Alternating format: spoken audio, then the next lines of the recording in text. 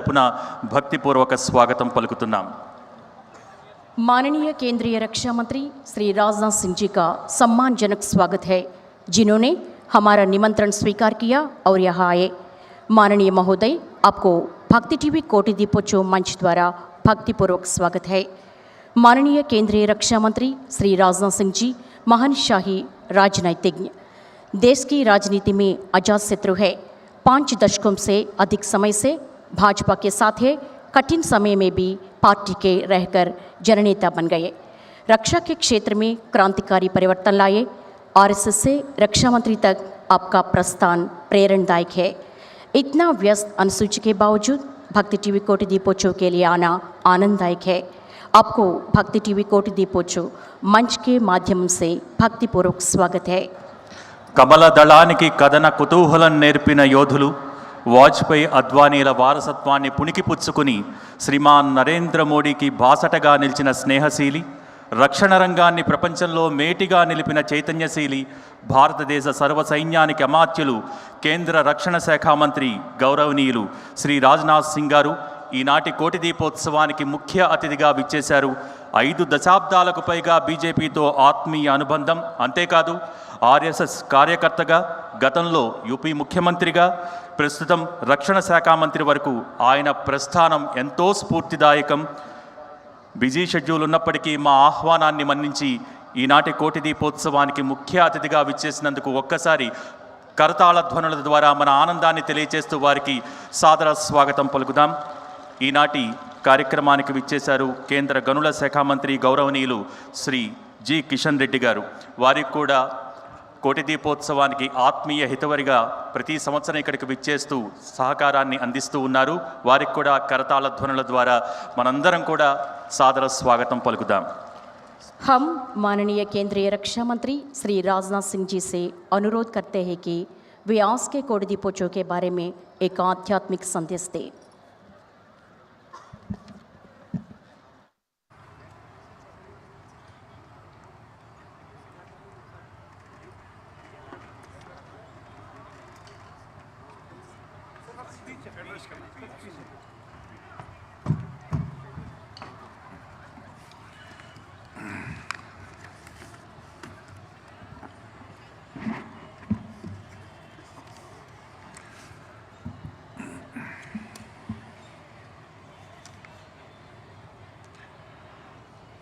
Shri Narendra Chaudhary garu chairman NTV Bhakti TV, Shri G Kishan Reddy garu honourable minister of coal and mines government of India, Shrimati Ramadevi garu director Rachana television private limited, Sushri Rachana garu director RTPL, Shri Rajasekhar garu CEO NTV, Shri Raghu Babu garu director, and my brothers and sisters present at this Deepotsav. देवियों व सज्जनों, कोटि दीपोत्सव के इस महत्वपूर्ण आयोजन पर आप सभी के बीच आकर मुझे बेहद प्रसन्नता है। इस आयोजन के लिए जब मैं दिल्ली में मुझसे रचना चौधरी जी मिली थी तो मुझे इस आयोजन की भव्यता की ऐसी कल्पना नहीं थी जैसा मैं दृश्य इस समय अपनी आंखों के सामने देख रहा हूं। मगर जो यह दृश्य मैं देख रहा हूं, मैं कह सकता हूं यह अद्भुत है और किसी भक्ति के कार्यक्रम में ऐसा दृश्य अभी तक मैंने नहीं देखा था। पहली बार अपनी आंखों से मैं देख रहा हूं। मैं भक्ति टीवी और एनटीवी को इस भव्य और पवित्र आयोजन के लिए अपनी तरफ से हार्दिक बधाई देता हूं। देवियों व सज्जनों, हमारी संस्कृति में दीपक का बहुत बड़ा स्थान है। हमारे लिए दीपक सिर्फ अंधकार को नष्ट ही नहीं करता है, बल्कि वह हमें कई सारे दूसरे संदेश भी देता है। आज जब हम सब इस भव्य आयोजन के साक्षी बन रहे हैं तो हमें इस तरह के आयोजनों के महत्व को भी समझने की आवश्यकता है। आखिर ऐसे आयोजन हमें क्यों और क्या मैसेज देते हैं, इस पर हमें विचार करने की आवश्यकता है। क्या ऐसे कार्यक्रम सिर्फ दीप जलाने तक सीमित हैं या यह बड़ी संख्या में लोगों को इकट्ठे करने तक ही सीमित हैं या फिर ऐसे आयोजन इन सबसे इतर भी हैं, हमें जीवन के कुछ संदेश भी देते हैं। मैं समझता हूं कि ऐसे आयोजनों का महत्व सिर्फ लोगों के एकत्र होने भर का या दीप जलाने भर का ही नहीं होता है। इस तरह के आयोजन हमें कई सारे संदेश देते हैं। मेरी समझ में ऐसे आयोजन हमें 3 महत्वपूर्ण संदेश देते हैं। जो पहला महत्वपूर्ण संदेश मैं समझता हूँ देवियों व सज्जनों, वह है एकता का, यूनिटी का मैसेज ऐसे कार्यक्रमों से मिलता है। आप देखिए, यदि कोई व्यक्ति अकेले अपने दम पर प्रयास करता है तो स्वाभाविक है कि उसके इफ़र्ट्स का प्रभाव जितना होना चाहिए उतना नहीं होता है, बल्कि कम होता है। लेकिन यदि कई सारे व्यक्ति मिलकर प्रयास करते हैं तो लक्ष्यों को प्राप्त करना यह ज़्यादा आसान होता है। और ये दीपक हमें इस बात का संदेश दे रहे हैं कि समाज में एकता बनाए रखना आज हमारी सबसे बड़ी ज़रूरत है। हमें एक रहना होगा। जब हम एक होकर काम करेंगे तो हम इन दीपकों की तरह हमारा भी प्रकाश सारे विश्व में फैलेगा। और यदि हम एक नहीं रहे तो हमारे सामने जो चुनौतियां आने वाली हैं, हम उनका सामना नहीं कर पाएंगे। आप इतिहास उठाकर देख लीजिए, जब जब हम बटे हैं तब तब हम हारे हैं, तब तब हमें पीछे होना पड़ा है। जब जब हमारी एकता कमज़ोर हुई है तब तब आक्रमणकारियों ने हमारी सभ्यता को, हमारी संस्कृति को नष्ट करने का पूरा प्रयास किया है। इसलिए हमें इतिहास से सीखते हुए और इस दीपोत्सव से सीख लेते हुए इस बात का हमें प्रण लेना है कि हम हमेशा एक रहेंगे। बांटने वाले लोग बहुत तरीके से आपको बांटने का प्रयास करेंगे। कोई आपको अलग अलग धर्मों में बांटेगा, कोई आपको अलग अलग जातियों में बांटेगा, कोई आपको अलग अलग संप्रदायों में बांटेगा, लेकिन आपको बंटना नहीं है। आपको न बंटना है न आपको बांटना है। पूरे देश को एक साथ रहना है और एकजुट रहना है। इस संकल्प को लेने की आवश्यकता है। हम विभाजन से बचेंगे तो विकास की ओर बढ़ेंगे और एक विकसित एवं सशक्त भारत का हम निर्माण करेंगे। हमारे शास्त्रों में भी लिखा गया है, ऐक्यम बलम समाजस्य तद्भावे स दुर्बल, अर्थात एकता समाज का बल है। और जो समाज यूनाइटेड नहीं होता है वह समाज स्वाभाविक रूप से दुर्बल हो जाता है, कमज़ोर हो जाता है। इसलिए हमें यह संकल्प लेना है कि हमें इन दीपकों की तरह मिलकर जगमगाना है और पूरे देश में प्रकाश फैलाना है। देश में ही नहीं बल्कि पूरे विश्व में हमको प्रकाश फैलाना है, क्योंकि पूरे विश्व में अकेला देश यह भारत है जिस भारत देश के रहने वाले ऋषियों और मनीषियों ने केवल भारत की सीमा में रहने वाले लोगों को अपने परिवार का सदस्य नहीं माना है, बल्कि पूरे विश्व की धरा पर रहने वाले लोगों को अपने परिवार का सदस्य मानते हुए वसुधैव कुटुंबकम, the whole world is a family, यह में से सारे विश्व को देने वाला कोई देश है तो हमारा और आपका देश यह भारत है। साथियों, ऐसे आयोजनों का जो दूसरा संदेश मुझे लगता है वह है हमारे भीतर एक उत्साह का, उमंग का संचार। कोटि दीपोत्सव जैसे महोत्सव हमारे अंदर उत्साह का संचार भी करते हैं। किसी भी देश या समाज की प्रगति के लिए एकता के साथ साथ उत्साह का भी, इंथुजियाज्म का भी यह होना बहुत ज़रूरी है। और भले ही बहुत हमारी और आपके बीच, सभी के बीच एकता हो, पर किसी कार्य के प्रति, किसी लक्ष्य के प्रति यदि लोगों में उत्साह नहीं है तो ऐसी एकता का भी कोई खास महत्व नहीं रह जाता है। आज का यह जो आयोजन है ये हम भारतीयों के उत्साह का प्रतीक है। ये उत्साह हमें जीवन में कभी हारने नहीं देगा। ये उत्साह हमें मुश्किल से मुश्किल समय में भी हिम्मत देगा, साहस देगा। आप सबको याद होगा कि कोरोना के समय कोरोना वॉरियर्स का उत्साह बढ़ाने के लिए हमारे प्रधानमंत्री श्री नरेंद्र मोदी जी ने पूरे देश से दीपक जलाने की अपील की थी। पूरे देश ने एकता के साथ साथ उत्साह का भी संचार दिया। हर घर में दिए जलाए गए।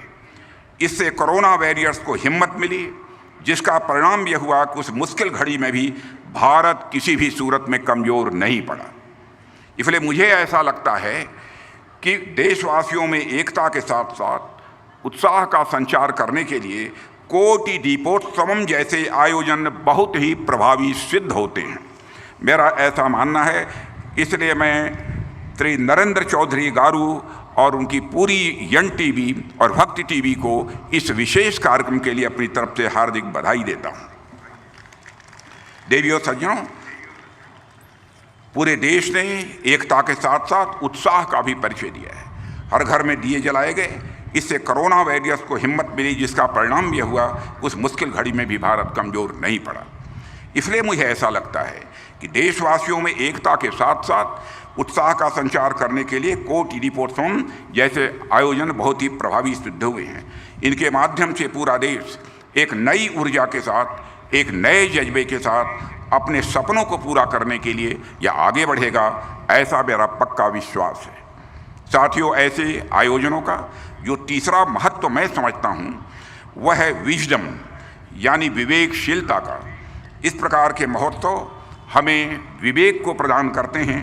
विवेक इस संदर्भ में कि वैसे तो हम सब अपने अपने जीवन में सभी व्यस्त रहते हैं, लेकिन जब हम ऐसे आयोजनों में जाते हैं और उसमें भाग लेते हैं तो हमें एक चीज़ का यह अनुभव होता है, और वह यह कि हमारी निजी जिंदगी के अलावा भी एक ज़िंदगी है जिसमें हमें देश के लिए तथा अपनी संस्कृति के लिए कुछ करना होता है।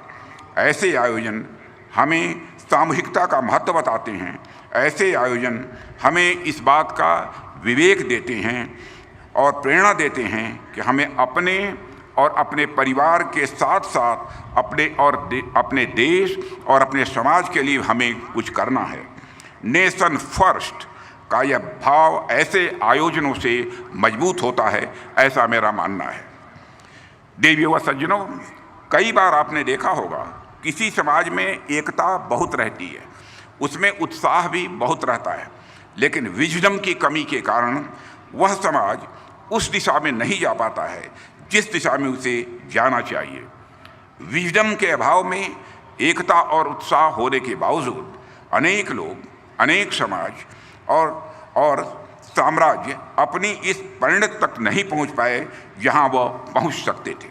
इसलिए साथियों, यदि हमें विकसित राष्ट्र बनना है, यदि हमें वापस से विश्व गुरु का गौरव प्राप्त करना है, तो हमें विवेक यानी विजडम से भी काम लेना होगा। एकता और उत्साह के साथ साथ ऐसे आयोजन नागरिकों को विवेकशील भी बनाते हैं, ऐसा मेरा विश्वास है। इसके लिए मैं पुनः यन टीवी और भक्ति टीवी को तथा विशेष रूप से नरेंद्र चौधरी गारू एवं सुश्री रचना चौधरी को बधाई देता हूं कि उन्होंने ऐसे उत्सव का आयोजन किया है। देवियों और सज्जनों, कोटि दीपोत्सव निश्चित रूप से सभी भारतवासियों में, विशेषकर युवाओं में एकता, उत्साह और विवेक का संचार करेगा, ऐसा मेरा विश्वास है। देवियों और सज्जनों, आप सब ने इस बात की ओर ध्यान दिया होगा कि हमारे प्रधानमंत्री जी के नेतृत्व में जब से हमारी सरकार आई है, तब से हमने कल्चरल डेवलपमेंट और कल्चरल रिवाइवल यानी सांस्कृतिक विकास और सांस्कृतिक पुनरुत्थान की ओर विशेष ध्यान दिया है। आर्थिक विकास, राजनैतिक विकास व सामाजिक विकास तो किसी भी राष्ट्र के लिए जरूरी होते ही हैं, लेकिन इसके साथ साथ कल्चरल डेवलपमेंट भी यह बहुत ही आवश्यक होता है। यदि किसी राष्ट्र की कल्चर नष्ट हो गई तो वह राष्ट्र अपने आप नष्ट हो जाता है। इसलिए हम सबका यह दायित्व है कि हम अपनी संस्कृति, हम अपने कल्चर को हम सुरक्षित रखें, संरक्षित रखें और उसे आने वाली पीढ़ियों तक और अधिक समृद्ध यानी प्रॉस्परस, रिच बनाकर उसे हम हस्तांतरित करें। देवियों व सज्जनों, वैसे प्रधानमंत्री मोदी जी के नेतृत्व में हमारी सरकार सांस्कृतिक विकास के लिए प्राणपण से कमिटेड है। विकास का कोई भी कार्य सरकार केवल अपने दम पर नहीं कर सकती है, इसके लिए नागरिकों की उचित भागीदारी की ज़रूरत होती है। और यदि बात सांस्कृतिक विकास, कल्चरल डेवलपमेंट की हो, तब तो यह ज़रूरत और भी अधिक बढ़ जाती है। और मुझे यह देखकर बेहद खुशी हो रही है कि आप सब इस देश के कल्चरल डेवलपमेंट में अपना एक बहुत महत्वपूर्ण योगदान सुनिश्चित कर रहे हैं। देवियों और सज्जनों, एक रक्षा मंत्री होने के नाते मेरे ऊपर यह दायित्व है कि हमारे नेतृत्व में राष्ट्र की सीमाएं यह सुरक्षित रहें। लेकिन मेरी दृष्टि में सीमाओं को सुरक्षित रखना जितना महत्वपूर्ण है, उतना ही महत्वपूर्ण संस्कृति यानी अपनी भारत की कल्चर को भी सुरक्षित रखना यह महत्वपूर्ण है। और मेरी दृष्टि में यह कल्चरल सिक्योरिटी भी उतनी ही महत्वपूर्ण है। देवियों और सज्जनों, भारत सिर्फ पॉलिटिकल एंटिटी भर नहीं है, बल्कि उसकी अपनी हजारों साल की एक कल्चरल आइडेंटिटी भी है, जिसकी वजह से पूरे विश्व में हमें जाना, माना और पहचाना गया है। कोई भी देश सिर्फ ज़मीन के टुकड़े और वहाँ के लोगों से नहीं बनता है, बल्कि वह राष्ट्र अपनी संस्कृति से निर्मित होता है। यदि किसी देश के लोगों में उनकी संस्कृति के प्रति ही नफरत भर दी जाए तो वह देश किसी न किसी समय तो टूट ही जाएगा, ऐसा मेरा मानना है। भारत को तोड़ने वाले लोगों ने और हमें बांटने वाले लोगों ने हमारे ही सामने हमारी कल्चर को, हमारी संस्कृति को इन्फीरियर बताने की कोशिश की है। लेकिन अब वह दौर चला गया। देशवासियों की जागरूकता के कारण अब हमारा कल्चरल रिवाइवल यह हो रहा है। अभी 15 नवंबर को वाराणसी में दैव दीपावली का महोत्सव बड़े धूमधाम से मनाया गया है। देश विदेश से अनेक लोग उस महोत्सव में शामिल हुए। यह भारत की बढ़ती सांस्कृतिक प्रतिष्ठा और गौरव का यह प्रतीक है। इसके अलावा भी आप देखिए तो आने वाले 22 जनवरी को पूरा भारत अपनी दूसरी दीपावली मनाने को तैयार है। लगभग 500 वर्षों की प्रतीक्षा के बाद मर्यादा पुरुषोत्तम भगवान राम ने इसी वर्ष 22 जनवरी को अयोध्या में अपने भव्य मंदिर में प्रवेश किया। हमारे लिए वह दिन भी किसी दीपावली से कम नहीं है। हमारे यहाँ दीप जलाने की संस्कृति सिर्फ दीपावली तक ही सीमित नहीं है। चाहे वह वाराणसी की देव दीपावली हो या फिर हैदराबाद का कोटि दीपोत्सव, उत्तर से लेकर दक्षिण तक हमारे लिए हर उत्सव और यह महोत्सव यह हमारा एकता का प्रतीक है। देवियों व सज्जनों, आज हम सब अपनी संस्कृति पर गौरव की अनुभूति करते हैं। बच्चे से लेकर बूढ़े तक हर व्यक्ति आज अपने आप को इस देश की संस्कृति से जुड़ा हुआ महसूस कर रहा है। और इसका सबसे बड़ा उदाहरण मेरे समक्ष उपस्थित यह जो विशाल जनसमूह है जो हम सभी देख रहे हैं। इस विराट जनसमूह में मैं युवाओं की भी अच्छी खासी संख्या देख पा रहा हूँ। इन युवाओं को देखकर मेरे मन में यह विश्वास और भी अधिक मजबूत हो गया है कि हमारे राष्ट्र का भविष्य यह सुरक्षित हाथों में है। देवियों और सज्जनों, मैं जब आया तो मुझे बताया गया कि भक्ति टीवी और एनटीवी पिछले 13 वर्षों से अनेक स्टेक होल्डर्स के साथ मिलकर इस भव्य महोत्सव का आयोजन कर रही है। आपका तो उद्देश्य ही यह है कि भारत के हर घर को मंदिर बना दिया जाए। तो देवियों व सज्जनों, हम भारत के हर घर को मंदिर बनाने की बात करते हैं तो इससे हमारा आशय यही होना चाहिए कि भारत का हर घर चरित्रवान बने, भारत का हर घर ज्ञानवान बने, भारत का हर घर धनवान बने, भारत का हर घर उत्साह और ऊर्जा से भरा रहे, भारत के हर घर में ईश्वर की कृपा बरसती रहे। देवियों व सज्जनों, मैं हृदय से आप सभी का आभार व्यक्त करता हूँ। मैं ईश्वर से यह प्रार्थना करता हूँ कि इस कोटि दीपोत्सव के माध्यम से पूरे भारत में एकता, उत्साह और विवेक की ज्योति जले। इस दीपोत्सव के माध्यम से पूरा भारत प्रकाशित हो, इस कामना के साथ मैं अपना निवेदन समाप्त करता हूँ। आप सबको बहुत बहुत धन्यवाद, बहुत बहुत धन्यवाद।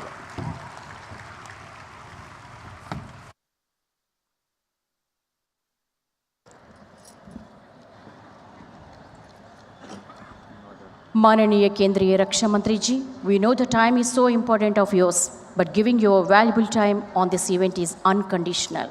Thanks a lot for your presence, sir. దీపం ఐక్యతకు చిహ్నం. ఆ ఐక్యతే మనకు బలం.